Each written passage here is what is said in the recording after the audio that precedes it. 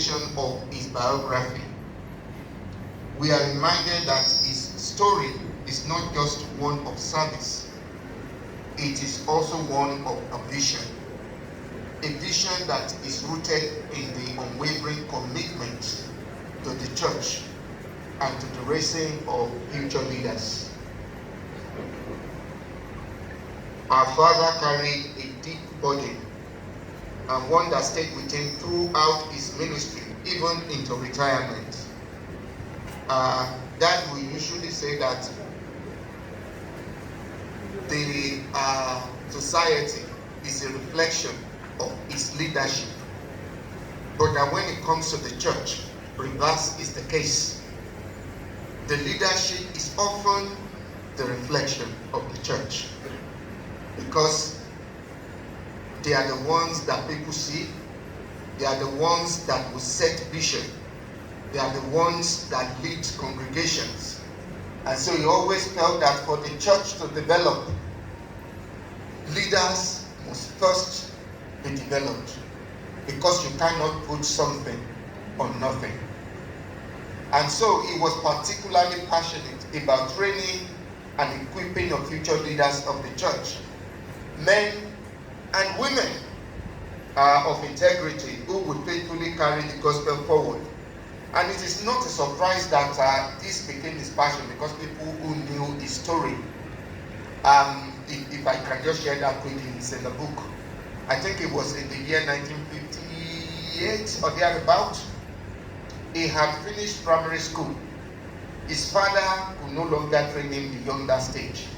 And he had told him after the Christmas celebration that he had made arrangement with his friend who's a tailor in Ibadan, that after the Christmas celebration he would go to Ibadan to learn how to sew clothes. So his elder brother, late Bishop Adebiyi, who was in his final year of teacher training, came home, and then my father told him that this is the plan that his father had. And his brother then said, don't mind him, do not go and learn any tailoring, that you just hold on for me for these 6 months. Let me finish my education, and then immediately I will send you to school. And we thank God that he kept that promise, because as soon as he came out of school, and you can imagine a young man, I don't know how much was his salary, he immediately sent my father to modern school, I think it was. And then, as fate will have it, in his journey he met someone like Baba Adebiyi, who took a particular interest in him, and through his encouragement and his financial support, he had his first degree. Baba Adebiyi sent him back to university again for his master's. And in fact, he said that when he went to present his master's degree dissertation to Baba Adebiyi, he asked him, what is the meaning of MA? And he said, well, it's Masters of Arts. And Baba told him, no, it means more ahead. So you should go back now immediately, go and get a form for your PhD. And so it is not a surprise that he caught that passion of raising and educating leaders. And it's because that he also was a product of such a vision. And so, out of that, he would often reflect on growing challenges, especially facing the church. He would usually talk about how things was when he was a student at Emmanuel College, and how things are no longer the same. And it's because the funding of theological education and supporting ordinance in colleges of education is becoming increasingly difficult. And so out of this burden, he had a vision, and which is to train a priest, which is called TAP Initiative, a call for every member of the church to partner in raising and equipping those called into the ministry. I remember then he would say, if you can't train a priest, you can train half of a priest. if there is anything like that. You can train 1/4 of a priest. You can train 1/10 of a priest.